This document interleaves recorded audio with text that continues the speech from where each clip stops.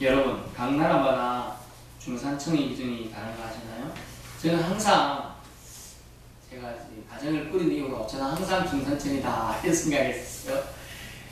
알고 보니까 지하층이었는데 중산층 기준을 보니까 프랑스는 외국어 하나 정도는 능숙하게 구사하고 스포츠 자기가 개인별로 즐기는 한 개 정도 있고 악기도 아주 한 개 정도 잘 다루고 자신만의 요리를 할 수 있어야 프랑스는 중산층이라고 합니다.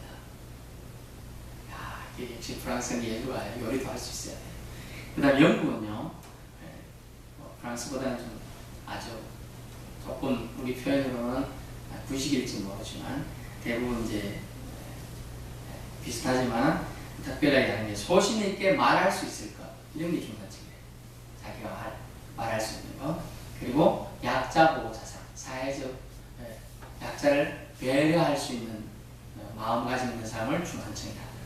미국은요, 미국도 유사해요. 그리고 약자 보호 사상이 들어와요. 근데 서양은 이런 약자 보호 사상이 들어갑니다. 근데 미국은 요즘에 들어서 색다른 것들이 추가됐는데 퇴근길에 별 생각 없이 피자 한 판 사들고 갈 수 있고 영화 한 편 무조건 그냥 볼 수 있고 국제 전화를 마음대로 쓸 수 있는 사람, 이게 미국의 기준이라고 해요. 우리나라는 어떨까요?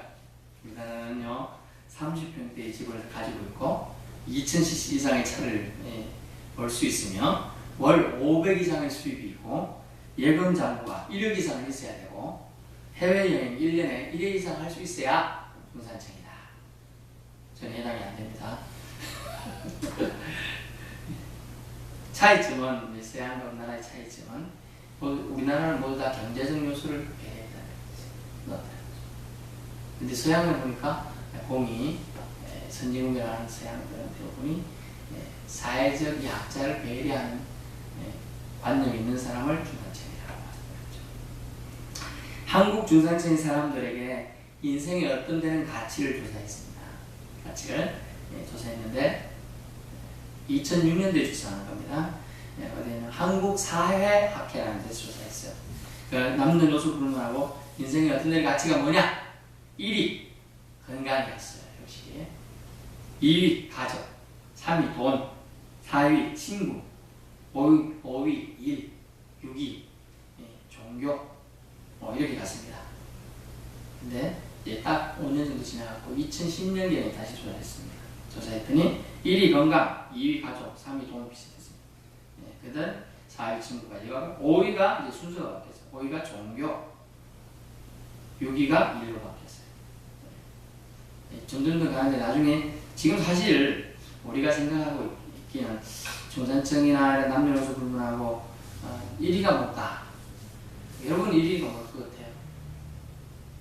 여러분의 생각이 그러면 1위가 뭐예요? 중산층 아니더라도 건강이 남녀노소라고 했잖아요.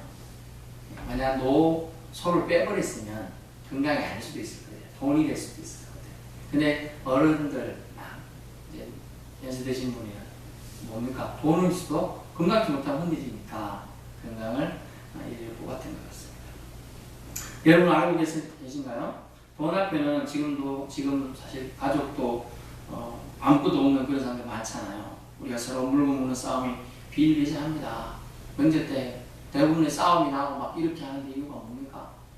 재산 문제나 돈 문제에 걸려가지고 그렇더라고요. 그리고 우리가 잘 알고 롯데가 싸움도 지금 그렇잖아요. 뭐 아버지를 뭐 하고 뭐 형을 어떻게 하고 계속 지금 그런 문제들로 쌓이고 있습니다. 그래서 옛날에는 한 2000년대 1900년대만 해도 1990년대 1990년대 이후만 해도요 종교는 10위 정도권에 밀려 있었어요. 그래서 점점 지금 앞으로 나아가고 있습니다. 근데도 불구하고 종교는 아직까지는 거의 기능이 뭡니까? 정신적 위안 정도로만 생각해요. 제가 전도를 해보니까 연세가 좀 드신 분 한 70 가까이 되신 분 60 더 가네요. 예전에 뭐 믿으신 적 있나요? 뭐 교회 가본 적 있나요? 이렇게 질문을 오가고 하면 옛날엔 가봤지. 그걸 왜 안 요즘 안 다니셔요? 시간이 없어서. 뭐 이렇게 많이 얘기해요. 그리고 이제 내가 필요해야 가지. 필요해야 가지 이게 뭐냐면 정신적 위안이거든요. 위안이 되고 내가 아주 힘들 때 가는 거지 뭐 믿음 생활, 종교 생활 할 수 있냐 이런 얘기를 하는 거죠. 이렇게 종교가 체화에 밀리고 있고 오이나 육이나 거의 비등비등 하잖아요. 종교는 거의 이제 정신적 비난, 위안 정도에서 머무르고 있는 이렇게 된 이유는 뭔가? 그것은 이게 영향력이 미미하기 때문에 사실은 정작 신앙이 우선순위에 1등이 와야 될 것 같은데 돈, 일, 친구 등이 다 밀렸다. 친구를 뽑은 이유를 검색해 봤어요. 왜 친구가 그렇게 더 위에 있느냐? 이게 인맥이라는 거죠. 인맥. 이게 관계 때문에 그렇다. 그렇게 뽑았다는 것이죠. 어떻게 해석해야 될지 모르겠습니다. 우리는 신앙생활이 중요하다고 생각하기에 이 자리에 앉아서 예배를 드립니다. 또 예수님이 우리를 구속해 주셨고 예수님 때문에 우리가 구원받았다는 확신이 있어서 이 자리에 앉아서 예배를 드리는 거예요. 이런 가치들이 이런 조사한 사람들에겐 영향이 없기 때문에 그렇죠. 삶의 궁극적 문제들 앞에서 과연 돈이나 다른 것들이 위안이나 해결책이 될까요? 결코 그렇지 못합니다. 저는 확신합니다. 신앙이 최고의 가치가 될 것입니다. 이제. 하지만 현실에서는 왜 신앙이 최고의 가치로서 영향을 주고 있지 못할까요? 이는 능력으로 임하시는 하나님의 영이 우리에게 있지 않기 때문이에요. 능력으로 임하시는 하나님의 영이 우리에게 있다면, 그것이 확실하다면 우리가 삶의 우선순위를 바꾸지는 않는다는 것이죠. 성령님을 모르는 그리스도인은 무능력하고 불행합니다. 엄격히 말하면 불행해요. 그분의 존재를 모르는 사람, 알면서도 인정하지 않는 사람, 거부하는 사람은 불행한 사람을 살게 됩니다. 요엘 선지자는 본문을 통해서 하나님 앞에서 진실한 회개가 있어야 된다. 요엘서 2장 12절부터 14절 내용은 그 내용입니다. 본문 위쪽에 보면 12절 14절 내용이 그렇죠. 여호와의 말씀은 너희는 이제라도 금식하고 울며 애통하고 마음을 다하여 내게로 돌아오라 하시나니 너희는 옷을 찢지 말고 마음을 찢고 너희 하나님 여호와께로 돌아올지어다. 그는 은혜로우시며 자비로우시며 노하기를 더디하시며 인애가 크시사 뜻을 돌이켜 재앙을 내리지 아니하시나니 주께서 혹시 마음과 뜻을 돌이키시고 그 뒤에 복을 내리사 너희 하나님 여호와께 소제와 전제를 드리게 하지 아니하시는지 누가 알겠느냐 라고 말하고 있어요. 진실된 회개를 하면 성령님을 우리에게 주신다는 걸 알 수가 있어요. 28절 보십시오. 28절에 그 후에 내가 내 영을 만민에게 부어주리니 이렇게 표현되어 있습니다. 잘 보셔야 돼요. 만민에게 주님의 영을 부어주신다고 약속했는데 우리가 성령 달라고 지금 한 게 아니에요. 근데 주님이 때가 되니까 우리에게 부어주신다는 거예요. 성령 임하면 여러분 회개운동이 제일 먼저 일어납니다. 그리고 영적 육적 회복이 일어나요. 그리고 꿈을 가지게 됩니다. 꿈을. 하나님 신앙 회복을 통한 구원이 이루어지게 되죠. 뭐가요? 성령이 임하면 그렇게 된다는 거죠. 위기의 시대를 지금 살고 있습니다. 주님은 희망을 주시기 위해 요엘 선지자를 통해 오늘 두 가지 약속을 주셨습니다. 첫 번째 약속, 첫째 회복의 약속이에요. 회복. 농부들이 파종할 때 비유를 통해 오늘 말씀해 주고 있죠. 이런 비를 파종할 때는 이런 비를 수확 때에는 늦은 비를 통해 축복해 주신다고 약속해 주셨습니다. 이스라엘이 회개하고 돌아온다면 심판을 면하고 잃었던 것을 회복할 것을 약속해 주시는 거예요. 요엘 선지자 본문에 곤충들이 많이 나오죠. 25절 보세요. 곤충들이 내가 전에 너에게 보는 큰 군대 곧 메뚜기 재앙 2010년도에 러시아의 메뚜기가 그냥 확 들어가지고 다 초토화시켜버렸습니다. 우리가 메뚜기 재앙 또 알고 있잖아요. 애국 때 그러던 메뚜기가 먹은 것을 멸치가 무슨 황충이 무슨 팥충이가 나무까지 다 없애버려서 완전히 초토화시켜. 그런데 분명히 25절 끝부분에 먹은 횟수대로 너에게 갚아주리니 회복을 다시 말씀하고 계십니다. 그리고 너희는 먹되 풍족히 먹고 너에게 놀라운 일을 행하신 너희 하나님 여호와 이름을 찬송할 정도로 풍족의 약속, 풍류의 약속을 해주셨다는 걸 알 수가 있습니다. 오늘 그래서 주님은 말씀하시죠. 시온의 자녀들아 기뻐하고 즐거워라. 여호와 이름을 찬송하라라고 말씀하고 있습니다.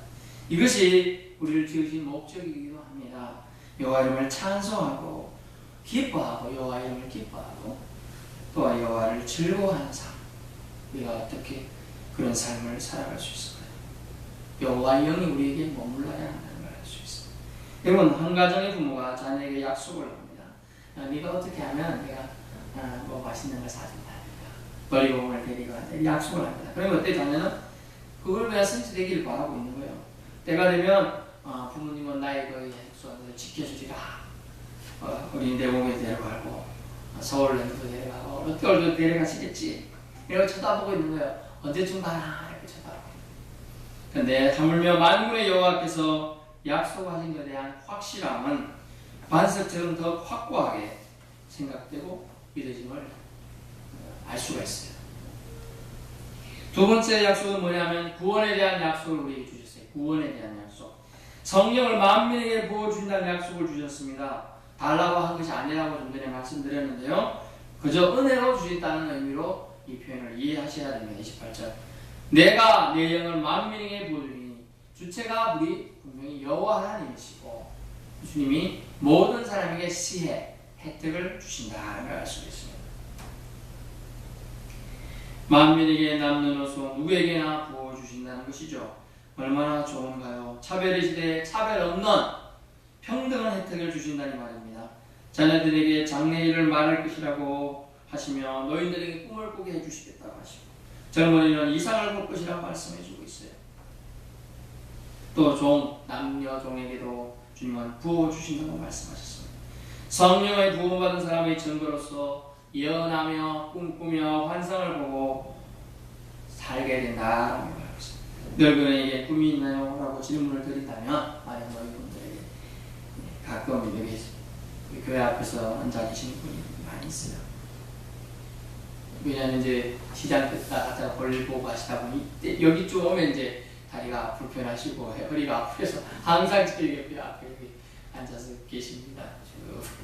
하면 또 한 명 얘기하면 지나가다 다 잡고 또 같이 앉아서 얘기 쭉 나누죠. 부모들이 공통된 얘기가 아이고 왜 살고 있지 정말 힘들다 이런 얘기를 많이 하십니다. 우리 노인분들에게 질문을 드린다면 꿈이 있으신가요? 이러면 뭐라고 합니까? 죽을 날만 기다립니다. 죽을 날만 기다립니다. 그냥 이렇게 살다 가는 것이지 무슨 꿈 얘기하는가요? 이렇게 얘기합니다. 여러분 알고 계실 거예요. 85세에 꿈을 붙잡았던 갈렙을 아시죠? 갈렙. 있던 꿈도 이제 오랜 나이에 이 산지를 내게 주소서 내가 개척하여 하나님의 질경을 넓히겠습니다. 라고 큰 꿈을 꾼 몽상가가 바로 갈렙이었습니다. 그리고 우리가 결국 그는 이루어냅니다. 주님의 꿈을 자기 꿈으로 만들어서 결국 이루어내게 되죠. 몽상가에게는 그저 꿈은 상상의 조각이 아니라 살아갈 이유인 것이죠. 삶의 원동력이 바로 되는 것이기 때문입니다. 과연 무엇이 할아버지 갈렙을 꿈꾸는 몽상가가 되게 했을까요? 그는 거룩한 영을 받아들이고 그분과 교제함으로써 이것이 가능했다는 것이죠. 또 다른 의미로는 뜻이 노인이 되었다는 의미가 뭡니까? 그것은 이제 영혼의 문제를 더 깊이 숙고할 때가 되었다. 더 깊이 생각할 때가 되었다는 의미가 되는 거예요. 진정 영혼이 갈 곳을 몽상가라면 꿈꿔봐야 한다. 우리가 다른 것도 막 상상하고 날개 피는데 진정 우리가 나중에 가야 할 곳에 대한 걸 꾸어봐야 한다는 거죠. 몽상가가 되어서 이미지화 시켜가지고 4, 5세계도 꿈을 꿔야 한다는 것이에요. 사실 저와 여러분은 모두 몽상가가 되실 수 있기 바랍니다. 아무도 못 본 천국을 바라보고 살고 있고 성경 속에 계신 분들을 믿고 있고 우리를 위해 지금도 중보하고 계신 예수님을 앙모하는 자들이기 때문에 우리는 다 몽상가가 되어야 돼요. 비전이라는 말의 뜻을 여러분 아실 겁니다. 원래 비전이라는 말은 미래에 대한 분명한 목적을 갖고 바라보는 젊은이들의 눈길을 비전이라고 말했어요.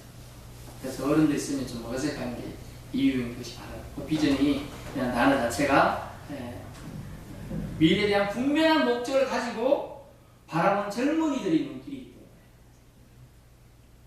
젊은이들의 어떤 목표의 눈길을 두고 몽상으로 살면서 꿈을 꾸고 살아가는 데다가 미래가 결정되는 거예요.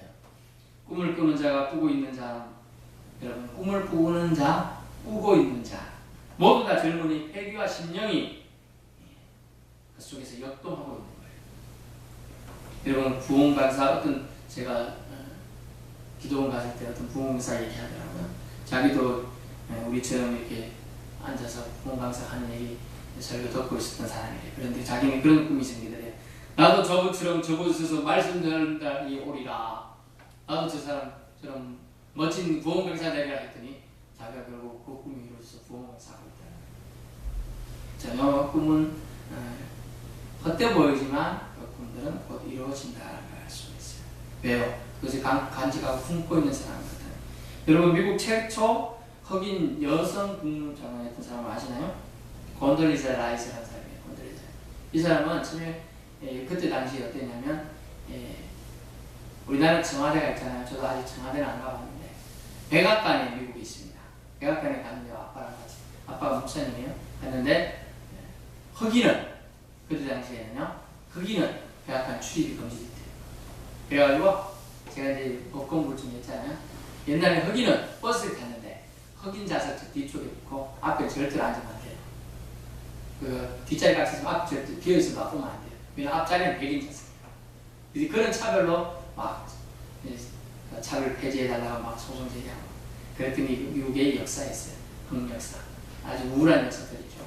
어쨌든 자기 어릴 때 백악관을 찾아갔는데 흑인은 못 들어간다. 그래서 모험발치우서 보는데 분명히 그랬대요. 내가 지금은 이것을 저 백악관을 바라보기만 하지만 나중에는 집무실이 저 백악관 알이 되리라. 그때 12살에 경배했다는데 그렇게 자기가 꿈을 꿨다는 거예요. 근데 지금 그리고 나서 나중에 들어가서 결국 그 사람이 국무장관에 가서 백악관에 가서 일을 하게 되었다는 것이죠. 그래서 이렇게 흑인 여성으로서 국무장관까지 온 사람. 꿈을 꾸면 이루어진다. 몽상가라고 끝날 수도 있지만 이루어지는 사람이 대박이다. 알 수가 있죠.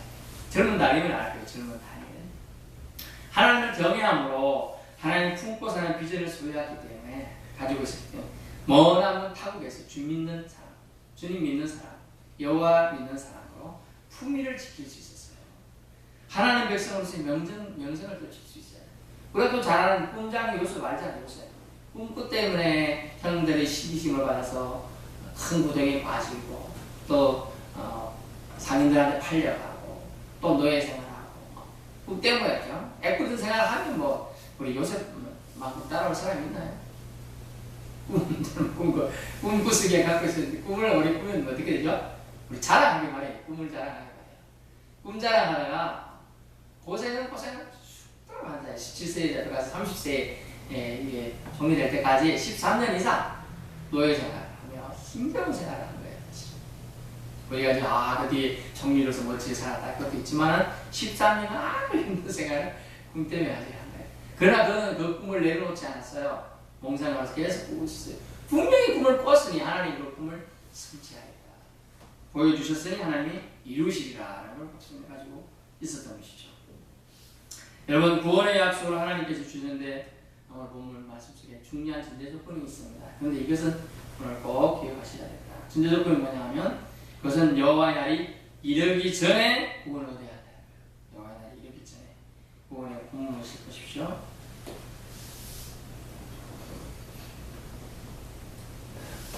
31절 여호와의 크고 두려운 날이 이르기 전에 해가 어두워지고 달이 빛까지 변하려니와 누구든지 여호와를 부르는 자는 구원을 얻으리니 라고 했잖아요. 여호와의 날이 이르기 전에 심판 날이 이르기 전에 우리는 이 구원의 약속을 받아야 된다는 거죠. 지나고 나서는 안 돼요. 이미 늦었어요. 버스 지나고 나서 손들어도 정말 좋은 주산 뒤로 쭉 와가지고 태워주는 그런 무슨 거의 없습니다. 근데 심판 날에는 거의 없습니다. 아예 없습니다. 한국 전쟁 후에 여러분 교회 가면 그때 당시에 제가 어릴 때는 5원짜리 가지고 이제 뭐 좀 사 먹고 이렇게 좀 불량식 부위나 하지만 아주 이렇게 달고 밥 먹을 수 있었거든요. 그래서 이런 짜리도 유통이 다 됐잖아요. 저는 그 밑에 저는 보지 못했습니다. 여기 사무사하고. 그래서 그러면서 사람들이 너 왜 교회 가냐? 그러니까 사람들이 교회 가면 구원받는다 그라. 막 그랬어요 사람들이. 그래? 구원받아? 그래서 이 사람도 같이 교회 갔습니다. 저 교회 왔습니다. 저는요, 선생님 부탁드리겠는데요. 그래, 말해봐라. 저는 구원 말고 10원 주면 안 돼요. 좀 웃으셔야 돼. 그래가지고, 그 구원, 이런 자리 9개 모인 구원인 줄 알고, 그 사람 얘기했대요. 10원 주면 안 돼요. 그래서 선생님 웃으면서, 그런 구원자리가 아니야. 이러면서 얘기했다 그러는데, 하나님을 만나면, 네가 영원히 천국 간다. 네 영혼이 잘 되고 강건해진다 라는 얘기를 해줬다 그래요. 네, 그렇습니다. 너무 늦기 전에 구원을 받아야 돼요. 늦기 전에 들어가야 돼요.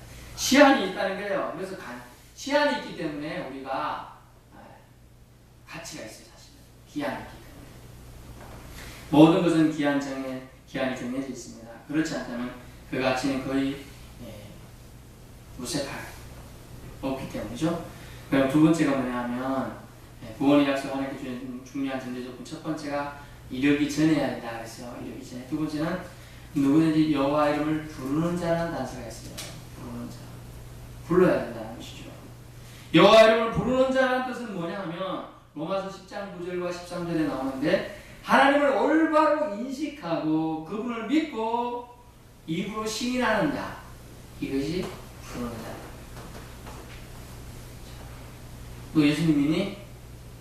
그랬을 때 우리가 다 믿는 사람들의 풍토에서 믿는다고 말해줬어요. 그건 다 안 믿어. 믿으면 나 차별하고 막 그래. 그런 데서 시인하기가 쉽지 않다. 근데 그때 시인할 수 있어야 이게 여호와 이름을 부르는 자에 대한 직장에서 불이익도 감수하고 또 학교에서 불이익도 감수하면서까지 여호와 이름을 부른다는 의미는 입으로 시인하는 데까지 나아가야 되는 거예요. 마음으로 믿어요. 하나님 알고 인식도 하고 있어요. 그러나 시인은 하지 않는다. 그러면 엄격히 말하면 여호와 이름을 부르는 것이 아니라는 것이죠.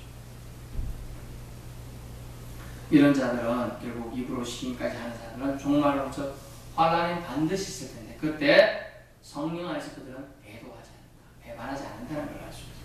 끝까지 인내함으로 구원을 얻게 된다는 그것이 바로 남은 자 본문 끝에 보세요. 32절 시온산과 예루살렘에 피할 자가 있을 것이며 남은 자 중에 나 여호와의 부름을 받을 자가 있을 것입니다. 아멘. 분명히 어렵고 환난이 닥친데 그럼에도 불구하고 나 여호와의 말대로 시온산과 예루살렘에서 피할 자가 있을 것이다. 살아남는 자가 있을 것이다. 믿음으로 구별될 자가 있을 것이다. 아합 시대에 혹독한 주님 믿는 사람을 당하였어요. 그래 엘리야는 분명하면서 내가 지금 아합 정권과 이세벨의 탄압에 의해서 나만 남았습니다. 주의 그러니까 내가 그들에게 무릎 꿇지 않은 7,000명의 사람을 숨겨두었다. 주님은 어떤 상황 속에서도 주님의 사람들을 보호하고 계시다는 걸 알 수가 있어요. 남겨두신다는 걸 알고 있어요. 결국은 누구든지 여호와 이름을 부르는 자는 구원을 받는데 그래서 입으로 시인하는 자들을 주님은 남겨두시겠다라는 거예요. 보호하시겠다라는 거예요. 여러분 그런데 대상이 분명히 합니다. 누구를 믿고 신뢰하는지 알고 찾는 자를 주님은 기뻐하신다. 지금 여러분이 믿고 계신 건 누구죠? 여호와 하나님을 분명히 알아야 되는 것이죠. 그런 자에게 은혜로 구원의 반열에 참여하는 은혜를 베풀어 주시겠다는 거죠. 반열. 구원의 반열. 결론입니다. 그러면 심판날은 다가오고 살아남은 자가 과연 있을 수 있겠는가? 라는 의문이 들어요. 참으로 걱정하지 마십시오. 염려되는 가운데서도 구원을 받는 이는 반드시 있다고 말씀하셨기 때문이죠. 그렇다면 구원을 받는 이가 우리가 되어야 하겠습니다. 뭐 신천지나 뭐 의사들이 14만 4천 명 얘기하는데 아니 그 사람 다 돼가고 우리는 못 들어간다. 네, 우스갯소리입니다만은 그런 말도 안 되는 얘기가 하더라도 그래 따지면 지금 전 인구가 60억에서 70억인데 그래도 예수 믿는다고 하는 사람이 최소 20억까지는 안 돼도 13, 4억에서 20억까지 추산됩니다. 그런데 14만 4천 명 빼면 아니 한 식구 몇 명 다 어디 가냐고요? 할 수 없는 거 아니에요. 구원을 받는 이가 우리가 되어야 하겠습니다. 그러려면 우리는 오늘 몽상같처럼 성령의 부으심을 받아야 한다는 거죠. 성령의 부으심을. 하나님이 주신 멋진 성령님을 우리는 기꺼이 받아들이고 더불어 교제하며 살아야 하겠습니다. 성령님으로 인한 비전은 세상을 하나 되게 합니다. 방언을 통해 비전을 공급해 했죠. 사도행전 2장에 보니까요. 그리스도의 구원을 함께 바라보고 예수님은 그리스도이시다, 예수님이 주인님이시다 라고 고백하는 것, 이런 믿는 자리에 이르도록 우리는 나아가야 한다는 말씀이습니다. 몽상가가 되어 성령이 주신 멋진 하나님의 뜻, 비전을 품고 그것을 개발해 나가면서 살아가야 한다는 것입니다. 여러분, 누구든지 성령으로 말미암아 중생하기만 하면, 성령으로 말미암아 중생하기만 하면 구원을 받는다는 사실을 믿으실 수 있기 바랍니다. 아멘. 주님은 우리가 몽상가로 살기를 원하십니다. 여호와의 우리를 향한 꿈, 여호와의 우리를 향한 꿈을 우리가 제대로 꾸고 실천하며 살아가기를 원하고 계셔요. 그것이 여호와의 꿈이에요. 우리에게 몽상가로 살기를 원하고 계시는 거예요. 주님이 주신 꿈을 받아서 우리가 활용하고 우리가 적극적으로 그것을 펼치는 것을 원하고 계시는 거예요. 꿈도 야무지게 꾸어야 됩니다. 확실하게 꾸어야 되는 거예요. 꿈도 대충 이러리라, 이렇게 되리라 이렇게 추측을 안 돼요. 꿈도 야무지게 꾸어야 되는 거예요. 위대하고 강하신 만군의 여호와를 아버지로 모시고 살길 우리는 원해야 될 줄로 믿습니다. 그거보다 더 위대한 꿈은 사실 없어요. 꿈이 없는 백성은, 묵시가 없는 백성은, 율법이 없는 백성은 광야에 만나겠어요. 우리는 주님의 말씀, 바로 하나님 주시는 꿈, 비전에 사로잡혀서 살아야 한다는 거죠. 비전이 있다는 것은 하나님을 삶 가운데 모시고 산다는 겁니다. 전에도 말씀드렸지만 꿈이 없는 사람, 비전이 없는 사람은 바로 노인이에요. 젊은이도 노인이에요. 요즘 청년들이 왜 힘들고 어렵습니까? 모든 걸 포기하고 산다고 말하는데 왜요? 그들에게 꿈이 점점 사라져가고, 옛날에 꿈을 해도 우리 너 초등학교 때 꿈이 뭐냐? 한 반의 대부분의 반 이상이 대통령이고 사장이었어. 그래 요즘 실질적이에요. 뭐 공무원이다, 직장인이다, 심지어 청소부까지 요즘 구축으로 나오라고 해요. 그만큼 꿈을 작아졌다. 그러면 꿈이 없는 애들 많이 있냐? 자기들 물어보고 제가 물어보니까요. 청년도 사회갈지 좀 물어보고 저도 다른 교회 성들 때 물어보니까 꿈이 있냐? 그러니까 없다. 그럼 뭐 때문에 사냐? 그냥 학교 가고 한다는 거죠. 꿈이 없는 사람에 대해서 우리는 꿈을 가져야 한다. 몽상가가 되어서 꿈을 꾸어야 한다는 거예요. 하나님의 꿈은 결국 내 꿈이 되어야 아름답게 살아갈 수가 있다는 것입니다. 여러분, 하나님의 꿈이 우리의 꿈이 되어야 됩니다. 그래야 우리의 삶을 하나님이 이끌어가셔야 됩니다. 그 꿈을 위해서 성경을 본문해 주면 내가 내 영을 만민에게 부어주리니 하셨어요. 주님이 주신 영, 거룩한 영이 우리를 끌고 가도록 해야 한다는 것이죠. 하나님의 꿈이 우리 삶에 실현되는 것을 원하시는 거예요. 그러므로 저와 여러분은 그 하나님의 꿈을 이루기 위해서 열심히 살아야 돼. 마지막 몽상가로 살려면 하나님의 성령의 기름 부으심을 우리는 날마다 전적 은혜의 영역을 인정해야 합니다. 두 번째, 성령이 주신 꿈을 간직해야 돼요. 성령 하나님을 인정하면 그게 간직이 됩니다. 세 번째, 성령을 통해 여호와 이름을 불러야 돼요. 늦기 전에 불러야 됩니다. 구원의 은혜 받게 됨을 알고 늦기 전에 불러야 돼요.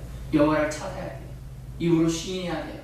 이것이 몽상가로 살아가는, 또 오늘날 또 앞으로 살아가야 될 우리에게 주신 주님의 거룩한 비전인 줄 믿습니다. 기도하겠습니다. 사랑해 주님 감사합니다. 우리가 몽상가로